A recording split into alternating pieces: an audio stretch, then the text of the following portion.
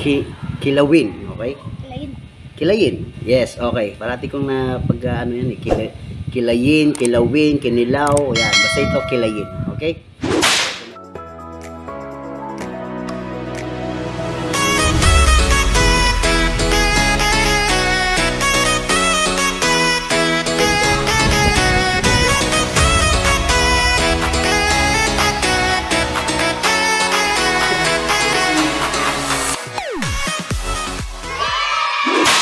Yo, what's up guys?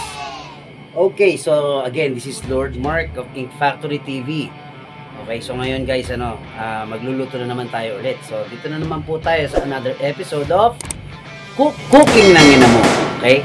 So dito sa episode na to guys, syempre, ang ginagawa natin is nagluluto tayo ng basic na pagkain na madalas hinahapag sa kapagkainan ng isang simpleng pamilya. Okay? So, ibig sabihin, ito yung mga hindi gaanong kailangan maging mahal, okay? So, yung sakto lang, yung kayang-kaya ng isang normal na pamilya, okay? So, kaya nga po ang title natin is Cooking ng Ina Mo, okay? Ngayon, guys, ayan, kung nakikita nyo, ayan yung aking cameraman. Yan. So, yan ang makakasama natin sa ngayon. Bali, siya po ang taga-kuha ng ating video at ng photography natin, okay? So, syempre, unti-unti na natin siyang tinetrain. Yun nga, guys. So, ang ating lulutuin sa ngayon is actually paborito niya. Ano kasi yung paborito mo? Yes, kilayin. Tama-tama. So, napakasimple niyan, guys, ha. Ewan ko lang kung sikat ito sa ibang lugar, ha. Pero, parang pakiramdam ko lang. I don't know. Sabihin nyo sa akin, i-comment nyo below kung meron din kayong kilayin sa lugar ninyo. Pero, ang alam ko, kadalasan, ito is kapangpangan food or cuisine, okay? So, ayan guys, abangan nyo yan. Sana may matutunan kayo para at least kahit nasa naman kayo, pwede ninyong gawin ito, okay? So, hi nga pala sa lahat ng OFW. Ayan, at dun sa mga subscribers natin, maraming salamat sa pagsuporta ninyo guys, okay? Kung hindi dahil sa inyo, kahit pa paano, hindi natin maaabot yung ating dami ng subscriptions, okay? So, patuloy-tuloy po natin gagawin ito guys, dadamihan at dadamihan natin yung ating mga ina-upload na videos na makaabuluhan. Para at least naman, meron kayong natutunan at meron din tayong natutunan, sabay tayong matututo, sabay tayong matutong magluto. Okay? So, ayan guys, eto na, i-prepare na natin. Okay, so eto, dito na naman tayo sa ating humble kusina. Okay, so nakikita ninyo, ito pong kusina natin, okay? So, medyo dirty kitchen ang tawag natin dyan. Hindi siya masyadong dirty, kasi nasa loob siya ng bahay. Okay? So, kapag nasa labas siya, dirty kitchen ang tawag. Ito is medyo dirty kitchen kasi wala pa tayong tiles, wala pang gaanong magandang setup. Pero guys, hopefully, magawa natin ang paraan ito next time, okay? Siyempre, gusto ko makita ninyo na dahan-dahan na mag-grow yung ating environment, yung ating mga kailangan for vlogging, ganyan. Siyempre kung ano yung mga bagay na makakatulong sa atin sa pag-vlog natin, yan, dahan-dahan nating makita yan. Dapat gradual nating nakikita, okay? Para sa ganon, kayo rin nakikita ninyo kung saan tayo nagsimula. Okay? So guys, ito na po yung ingredients natin sa ating kilayin, okay? So yan, meron tayong baboy, mga 1 kilo. Meron din tayong atay. Mga sabihin natin half kilong atay. Pwede na rin yan. Okay?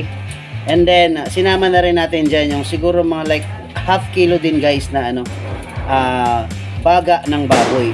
Okay? Tatadtarin nyo lang yan. And then, ikat nyo lang siya ng liit-liit. Siguro mga parang parang mechado cut yung ganun. Okay? Kasi ayaw naman natin na sobrang liliit yung ating cut. Okay? So, nandyan na rin yan. Pinagsama-sama na natin yung guys. And then, binabad natin siya sa suka. Okay, bakit?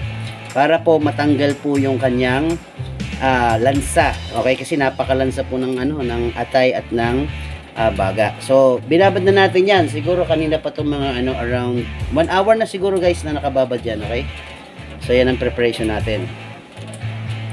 Okay, so lipat naman tayo. So, ano ba yung ating mga kailangan na ingredients for now? Okay, so meron tayong, syempre, very basic. Meron tayong bawang. Meron tayong sibuyas. At hindi mawawala yung patis. Kasi guys, para sa akin, mas masarap yung patis. Pero, palagay ko, siguro lalagyan pa rin natin na siya ng asin later on. para to adjust na lang kung halimbawa kakailanganin pa natin ng pang-alat, okay? And of course, betchin, kailangan natin yan. MSG, alam mo naman, panlasang Pilipino, hindi po mawawala ang betchin, okay? Ewan ko lang sa iba, pero syempre optional lang yan, okay? Kung hindi kayo sanay at medyo iba yung paniniwala ninyo when it comes to betchin, nasa sa inyo po yan, okay? Anyways, kayo naman po ang magluluto, kayo po ang masusunod, okay? Tapos, hindi po mawawala ang paminta sa kilayin. Okay? At konting suka in case na kulangin pa yung ating asim. So guys, ayan, no, basically yan na po lahat yung ating ingredients. Siguro, magdadagdag tayo ng siling green at siling pula. Okay? So later on, makikita nyo naman, okay? Step by step natin gagawin yan. Okay?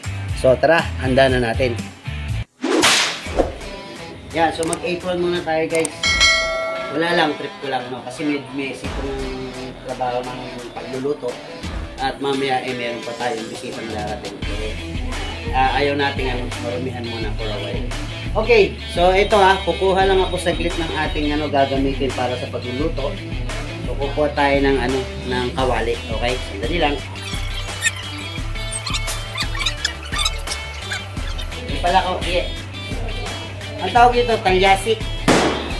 So, kumuha ako ng talyasi guys kasi medyo malaki-laki yung lutuan na gagawin natin. Okay, so marami-raming tao pakakain natin. So, ito gagawin din natin guys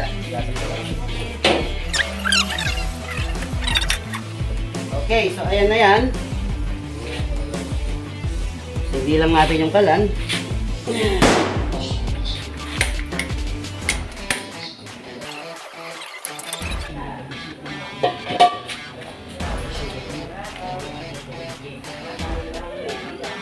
So guys, syempre, as usual,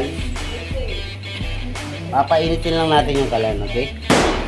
Painitin natin yung kalan. So, hayaan lang natin yan guys, hayaan mo lang. Ayan.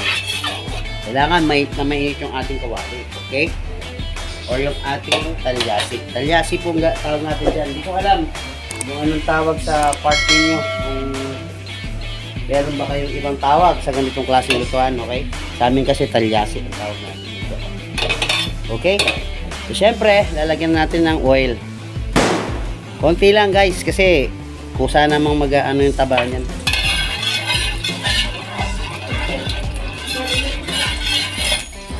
Ayan. So, painitin natin yan. Then, ayan, kumukulo-kulo na. Ilagay mo na yan, sabay na yan, okay? Para yung pagbibisa natin, sabay na. Right. Ayan. Tingnan ko muna ha. Hindi na muna natin setting sa. Wala akong trip.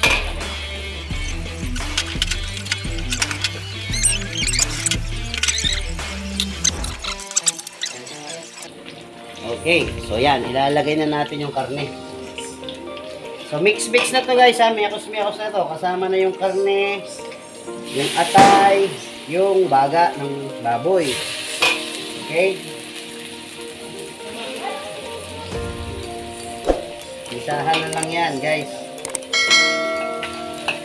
So, hindi muna natin sasama yung sabaw, ha? Para hayaan mo muna siyang kusang maluto ng maigi at ilabas niya yung sarili niyang mantika. Okay? Pero pwede na nating asinan yan at petsinan.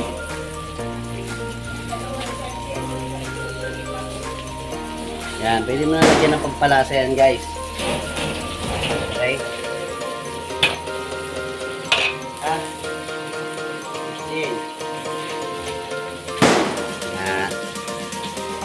Ano na rin ang paminta. Yon, para manuot na yung lasa yan habang pinapakuluan, okay? So, medyo matagal-tagal yan guys. Galawin nyo lang ng galawin.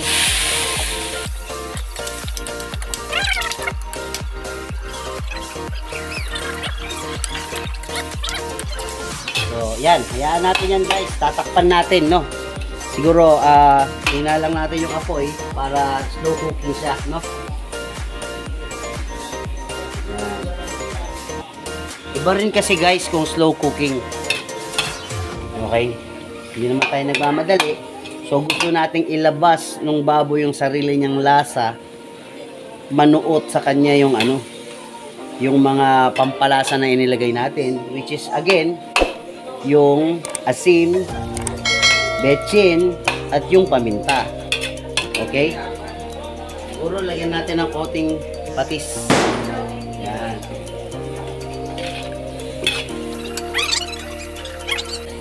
Siyempre, lalagyan natin ng laurel. O kaya, tawag yata ito yung basil leaf yata. Yan.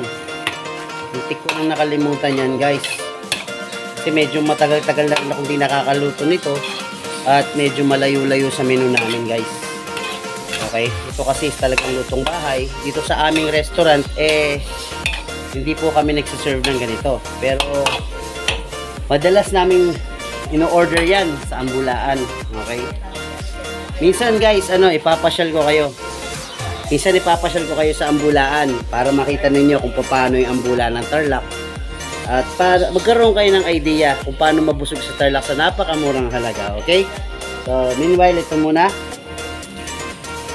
So, tatakpan natin yan, guys. Then, babalikan natin. Siguro mga around 5 minutes. Okay?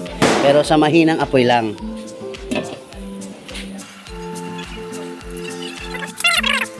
Ayun. Oh my God. Okay. So, yung dalawang ata, guys, mga around 10 minutes, ganyan. 10 to 15 minutes, pwede na. Try natin, syempre, for tasting na yan. So, titignan natin kung kailangan pa natin i-adjust. Okay? Pero, syempre, meron pa tayong ilalagay dyan, guys. Nakalimutan ko. Ito naman is optional lang naman ulit, okay? Meron lang tayong idadagdag na pampalapot.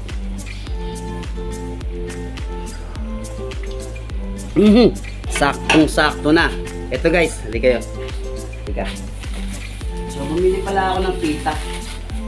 Okay? So, pita biscuit, sandali lang naman yun. Dudurog-durogin natin to. Parang kung baga sa ito yung gagawin natin pampalapot, okay? So, parang pwede rin siguro kayong bumili ng biskotso. Yon. Alam niyo yun. Kaya lang, syempre, ito kasi hindi to matamis. So, at least hindi mahahaluan ng konting tamis yung ating kilayin. Okay? Kilayin. Okay? Budurugin natin ito, guys. Yan. So, once durug na yan, guys, open mo na yan. Okay? Halika na. Dagdag na natin siya.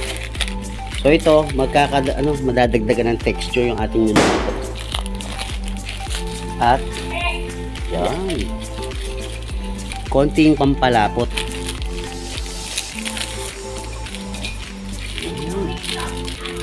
Okay? So, actually, guys, okay na yung panlasa para sa akin. So, yan, ihalo lang natin yan. Kahit hindi mo napakuluin yan, guys. Yan na yan. Apin na yan, nanapin. Hali.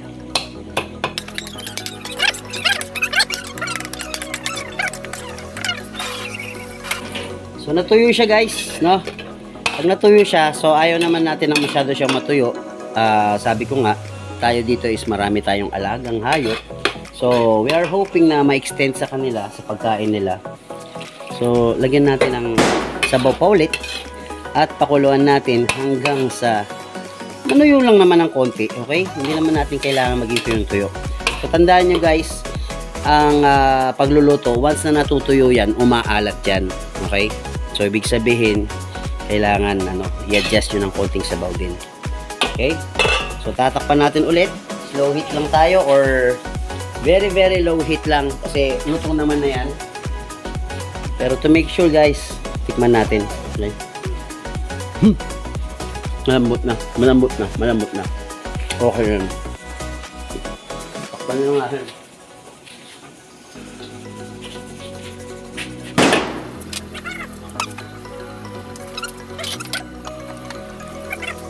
Sige.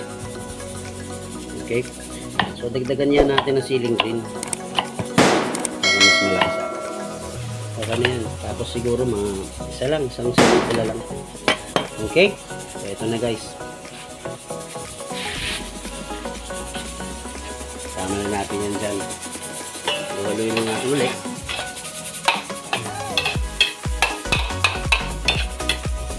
Yan. Saka natin takpan ulit. Siguro mga 5 minutes na lang, guys. Ayos na yan. Balikan natin.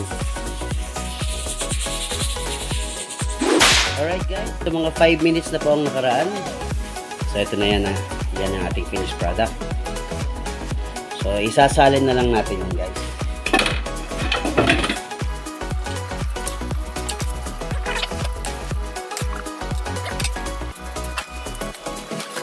So that's it guys. Ayan.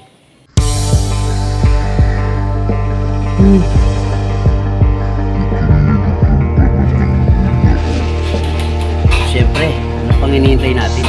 Panatan na natin to, baka panatan pa ng iba. Yun, para manuot na. Panatan yan, habang pinapakuluan. Kilawin. Okay? Kilayin. Yes, okay. Marami kong pagka.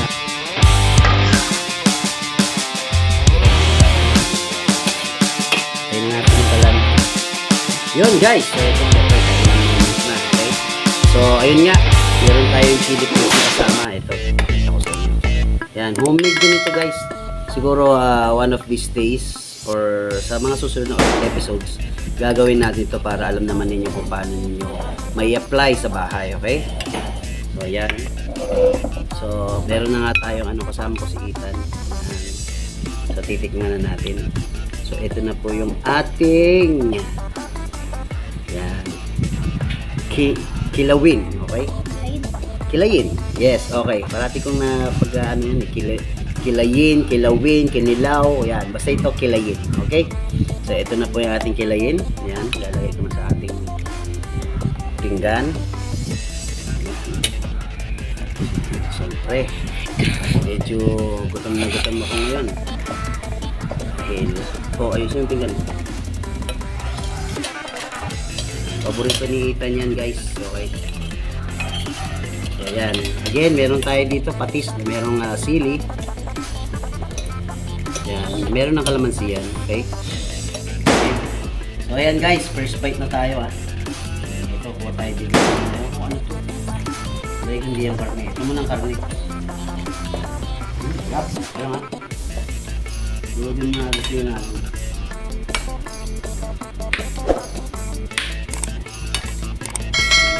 Sasawan. Meron din tayo dito chili paste. Ayan. So, tara! Mana natin. Ayan. Lagay mo ng chili paste.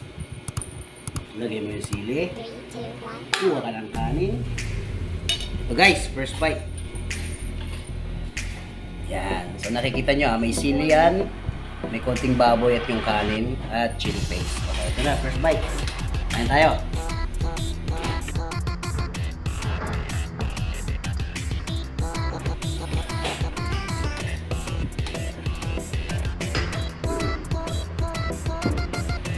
Mga guard. Sarap. Ito po board mo rin ito. Sarap guys. Saktong-sakto lang yung lasa. Hindi powerful yung asim niya. Minsan meron ako natitikman na dito guys na sobrang asin. Ito. Saktong-sakto lang. Ang lambot ng karne. Siguradong makaparami naman ang kain ko ito guys. So biyahin nyo ito sa bahay nyo Napakadali lang guys. Napakamura lang ito. Mamaya bibigyan ko kayo ng dyan. Ng quotation niya at saka yung mga ingredients, okay? Paki-screenshot na lang.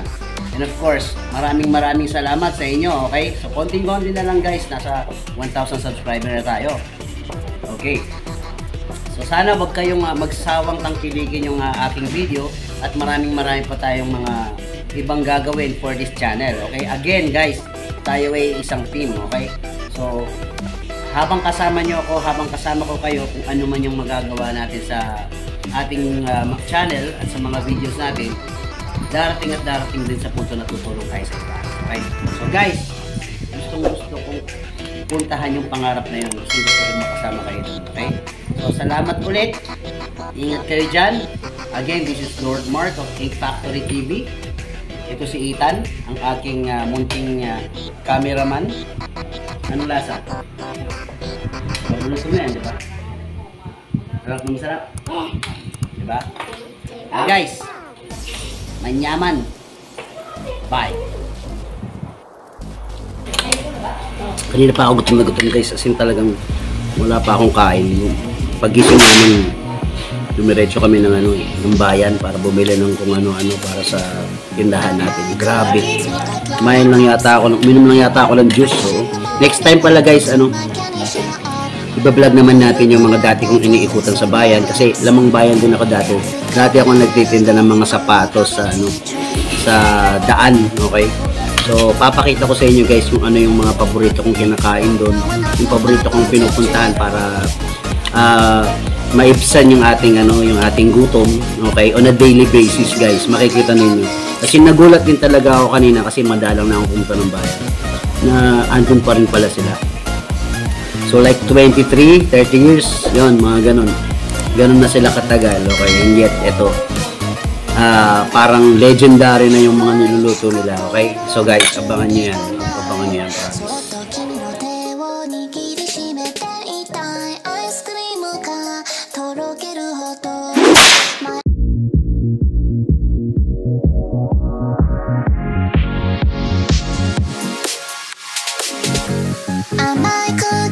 Like lollipops, fresh in the morning. Welcome to my candy shop.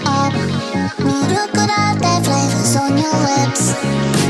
Sweet lemonade going on a bubble tea trip.